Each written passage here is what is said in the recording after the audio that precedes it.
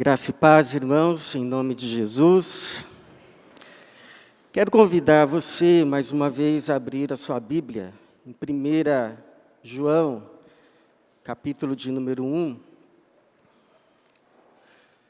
Nós que estamos, pelas manhãs de domingo, refletindo nesta epístola, sobre o tema A Igreja que Ama. E hoje chegamos ao versículo de número 8. 1 João, capítulo de número 1, vamos ler a partir do verso de número 8. 1 João, capítulo 1,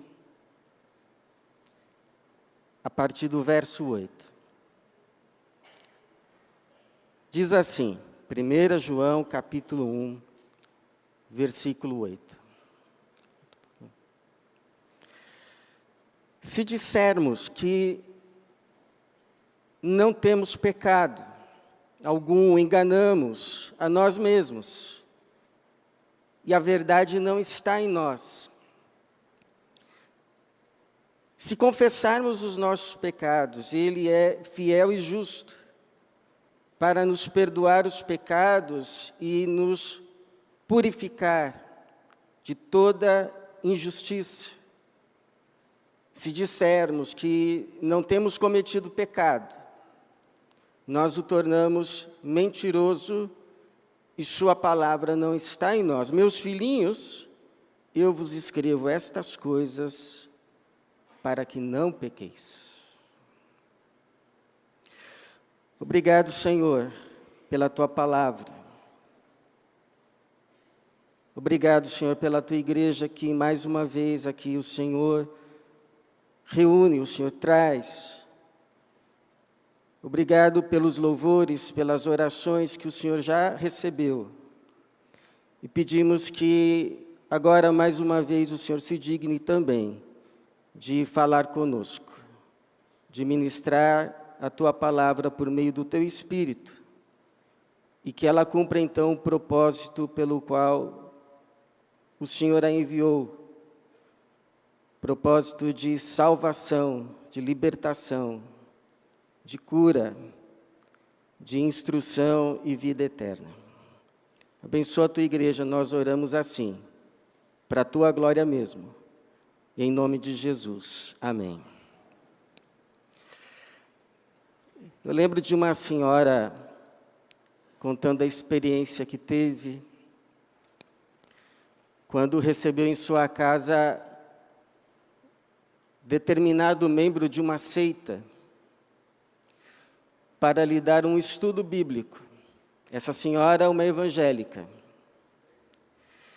E como essa senhora não se dobrava aos ensinos que aquele homem queria transmitir, ele, sabendo que se tratava de uma crente, uma evangélica, ele abriu a sua maleta e tirou um recorte de jornal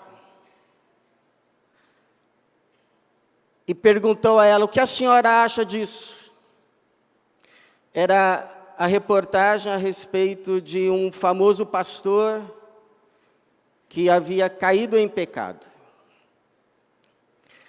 A verdade, irmãos, é que, embora a igreja já tenha sido remida pelo sangue de Jesus lá na cruz, embora ela já participe de bênçãos celestes, como ter derramado sobre si o Espírito Santo que a conduz num processo de aperfeiçoamento, cuja referência e alvo final é o próprio Cristo, o próprio Jesus. E ainda que ela seja destinada a um futuro glorioso, com Cristo, em Cristo, e por causa de Cristo, esta igreja que vive nesta tensão entre o que ela ainda é e o que ela há de ser, está garantido por Cristo, que ela há de ser, esta igreja, hoje, ainda peca. E quando nós falamos igreja, nós não estamos nos referindo apenas à instituição igreja. A igreja no sentido teológico, bíblico, mas nesse sentido subjetivo, mas quando estamos falando de igreja, nós estamos falando de nós, os crentes que a compõem. Eu erro, você erra,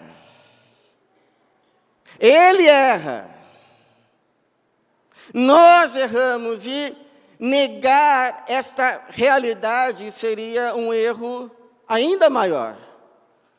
É isso que o João vai nos dizer no versículo 8, se dissermos que não temos pecado algum, se negarmos isso, enganamos a nós mesmos e a verdade não está em nós. Verso de número 11. Se dissermos que não temos cometido pecado, nós o tornamos mentiroso, e a sua palavra não está em nós. Então a pergunta que fica, irmãos, é como a gente lida com essa nossa capacidade, essa nossa inclinação de nos rebelarmos contra a vontade de Deus expressa em sua palavra. Essa nossa capacidade de fazermos exatamente aquilo que Ele nos diz para não fazermos. E essa nossa capacidade de não fazermos exatamente aquilo que Ele nos diz para fazermos. Em outras palavras, como eu, como você, como a gente lida com os nossos erros,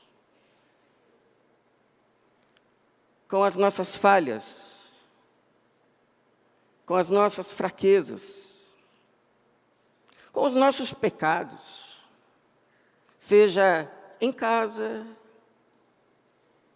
seja no trabalho, com o relacionamento com os colegas, com os clientes, como a gente lida com os nossos pecados na igreja. Bom, primeiro, a gente confessa. A gente não nega, a gente reconhece. O João vai dizer assim, porque se disser, ou versículo 9, se confessarmos os nossos pecados, Ele é fiel e justo para nos perdoar os pecados. E é interessante que essa palavra confessar, literalmente quer dizer a mesma coisa. É mais ou menos assim, a gente pisa fora da linha, e aí o Espírito Santo usa essa palavra que Ele já plantou em nós e acende a luz. E é como se Ele dissesse assim, passou do limite, hein? Volta. E aí ao invés da gente dizer, não, não foi bem isso. Eu posso explicar. Mas ao invés dessa negação do que foi feito, do que foi pensado, do que foi sentido, a gente reconhecer e dizer, é verdade. Eu pensei, eu fiz, eu desejei, eu falei, eu faltei com a verdade. Se nós dissermos como disse Davi, quando foi confrontado pelo Natã, pequei contra o Senhor, nós também ouviremos dele, e o Senhor perdoou o seu pecado. Então, a melhor forma de lidar com o erro não é a negação, irmão, é a confissão. O caminho para o perdão, para a cura, para a libertação, para resolver o problema que se deu em casa, não é negar, é confessar. Aí você me diz assim, tá, mas confessar para quem? Bom, primeiro para Deus, para que haja perdão. Como disse o Davi no Salmo 32, verso de número 5, confessei-te o meu pecado, e não encobri, não escondi, não ocultei a minha culpa. Eu disse, confessarei as minhas transgressões ao Senhor, e tu perdoaste a culpa do meu pecado. Agora, há situações em que uma confissão adicional é necessária, para que não haja apenas perdão, mas haja cura. Há momentos, há situações, há casos que a gente precisa confessar o pecado a quem de direito, ou a alguém devido. Essa foi a experiência, por exemplo, de Richard Foster, aquele que escreveu a celebração da disciplina. Ele diz que um dia ele escreveu alguns dos seus pecados em uma folha de papel e foi até a casa de um amigo, de um irmão querido, da sua confiança, que ele sabia ser uma pessoa de Deus e que o queria bem. E ele então leu aquela página, diz ele com muita dor, com vergonha. E quando ele ia guardar aquela folha, aquele irmão pegou aquela folha, rasgou em 100 pedaços e jogou no lixo. E o Richard Foster diz que aquele irmão pôs as mãos sobre ele e fez uma oração de perdão e cura. E que ele traz essa oração consigo até hoje. Talvez você já tenha experimentado isso. Quando você confessa, é como se você tirasse uma pedra do coração. E aí então a cura. Porque como diz o Tiago, confessai os vossos pecados uns aos outros, e orai uns pelos outros para serdes curados. Curados. É claro que você não vai fazer isso para todo mundo, nem para qualquer um. Mas certamente você conhece um irmão querido, de confiança, que ama você e quer o teu bem. O caminho não é esconder. Se você quer cura, o caminho é trazer para a luz.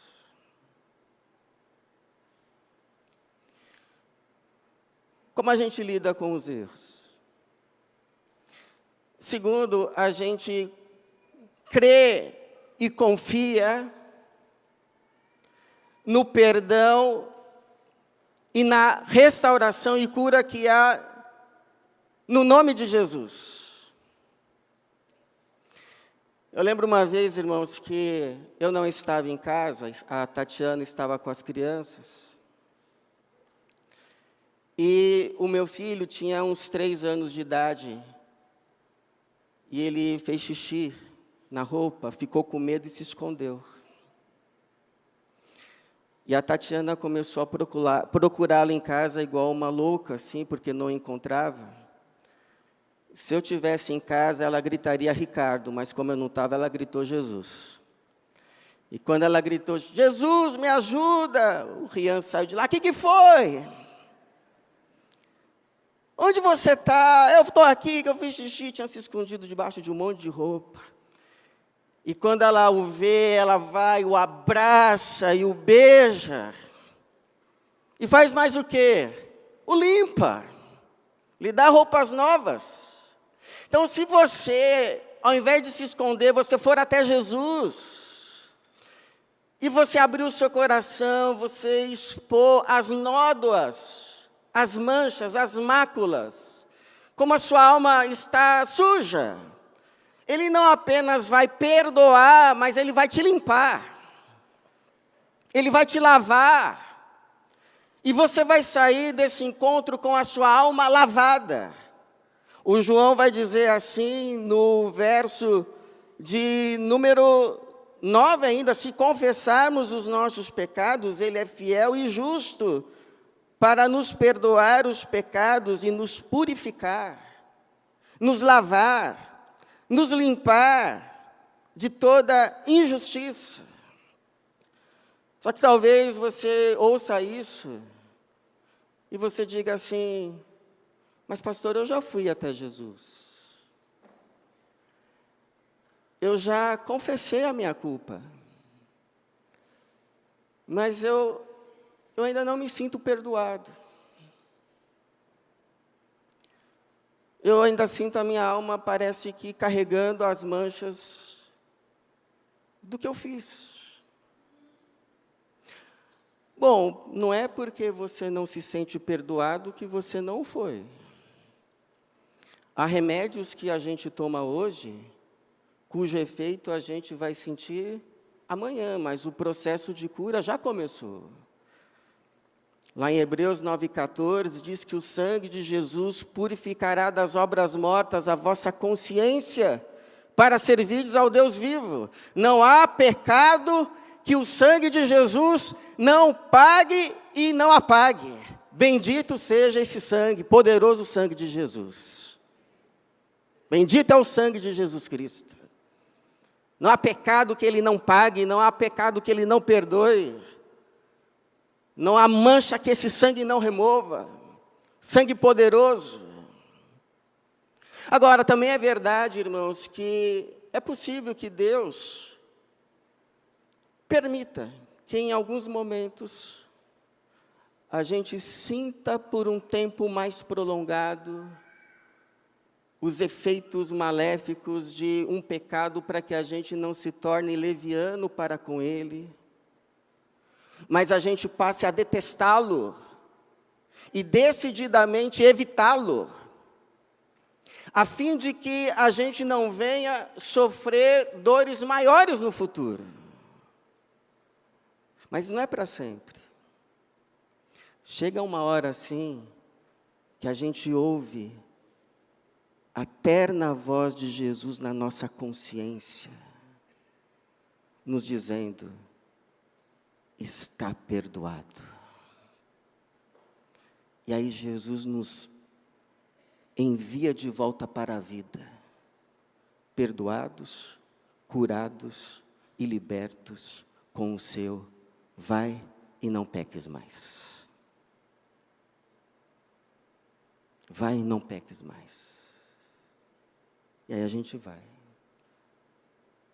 perdoado, curados e libertos,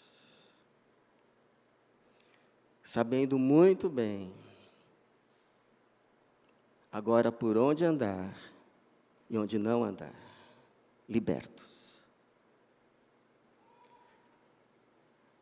Mas há uma terceira atitude. A gente confessa, a gente crê no perdão e na cura ministrada pelo sangue de Jesus na nossa vida. Mas é muito importante tomar uma terceira decisão. A decisão de viver liberto. A decisão de viver liberto. Alguém já disse assim que os cristãos pedem perdão no domingo pelos pecados que vão voltar a cometer na segunda. Se o João ouvisse isso, ele diria assim: filhinhos, isso não pode ser assim. Porque eu já escrevi para vocês que o caminho para lidar com o pecado não é negá-lo, é confessá-lo. Que não há pecado que o sangue de Jesus não cubra. Que esse sangue não perdoe, que esse sangue não apague. Há perdão para o seu pecado. a libertação para você, a cura para você. Mas eu escrevi essas coisas não para liberá-los para o pecado e então torná-los escravos novamente. Mas eu escrevi essas coisas para que vocês fiquem livres dele. Ele vai dizer assim, no versículo 1 do capítulo 2, meus filhinhos, eu vos escrevo estas coisas para que não pequeis. Até porque Jesus morreu naquela cruz não apenas para nos perdoar os pecados, mas para nos libertar deles. Salvação não é apenas ser perdoado dos pecados, mas libertos. Libertos. E eu sei, irmãos, que há crentes sinceros, mas que ainda lutam com alguns pecados. Irmãos que passam assim um bom tempo em liberdade, mas quando menos esperam, caem de novo, e isso traz muita tristeza. Isso traz muito sofrimento. Para a pessoa em si, para as pessoas que vivem com ela ao redor, a sua casa, a sua família. Então eu pergunto, é esse o seu caso? Porque se esse é o seu caso, o que fazer? Então, primeiro, seja honesto com você mesmo. Te pergunto, você quer ficar livre de verdade disso? Sim, eu quero, mas hoje não. Não precisa ser hoje. Segundo, pastor, eu quero. Bom, então vá hoje para a sua casa. Feche lá a porta do seu quarto e clame o sangue de Jesus sobre a sua vida. Jesus me liberta. Jesus me cura. Jesus me regenera. Me ajuda, porque sozinho eu não consigo. Eu não quero mais trazer essa tristeza para minha casa. Me ajuda, Jesus. E, finalmente, tome a decisão de dizer não para você mesmo. Porque verdadeira liberdade não é poder dizer sim a todo desejo. Verdadeira liberdade é poder dizer não a todo e qualquer desejo que você sabe, o final vai ser mal para você. É como um pai que era pastor aconselhou o seu filho tinha vivido uma vida desregrada, mas ele experimentou uma verdadeira conversão, ele experimentou um encontro com Jesus, mas continuava lutando com antigos pecados. Então esse moço foi até o seu pai, pedir ajuda, e o pai lhe deu o seguinte conselho: filho, estas coisas a gente mata por inanição. A gente vem se parando de alimentar. Se todas as vezes que esse desejo vier, você atender, você alimentar, ele vai ficando cada vez mais forte. Mas se você disser um primeiro não, com a graça de Deus dizer um segundo não, com o poder do Espírito dizer o terceiro não, e dizer não, e dizer não, e dizer não, ele vai enfraquecendo até morrer. E é verdade, porque o Paulo diz assim: se viverdes segundo os maus desejos, morrereis. Mas se pelo Espírito os mortificardes, vivereis. Então, nos libertar é obra exclusiva de Jesus. mas decidir viver cada dia liberto é decisão nossa.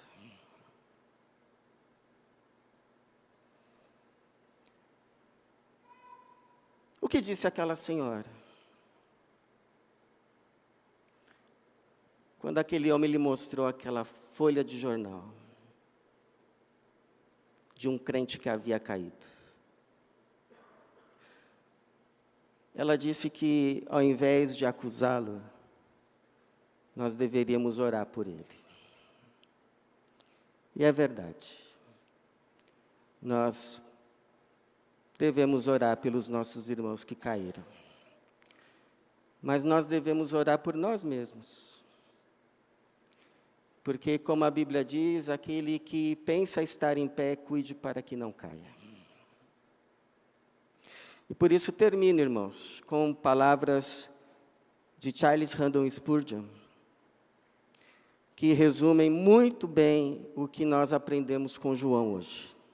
Ele diz assim: na noite passada, quando você dobrou os joelhos, confessou pesarosamente que muito de sua conduta não foi digna do que você profere, e mesmo hoje precisa se lamentar novamente por ter caído, mais uma vez, na mesma insensatez e no mesmo pecado dos quais a graça especial o libertou há tempos. Contudo, Jesus terá grande paciência com você. Ele ouvirá a sua confissão de pecados e dirá: quero, fica limpo. Ele outra vez aplicará o sangue da aspersão e proclamará paz à sua consciência e removerá todas as suas manchas. Enquanto encontramos consolo e paz na consolação diária de nosso Senhor, sua influência legítima sobre nós será para ampliar nossa vigilância e avivar nosso desejo por santidade. Que assim seja, irmãos, na minha vida, na tua vida, e que Deus nos abençoe. Amém.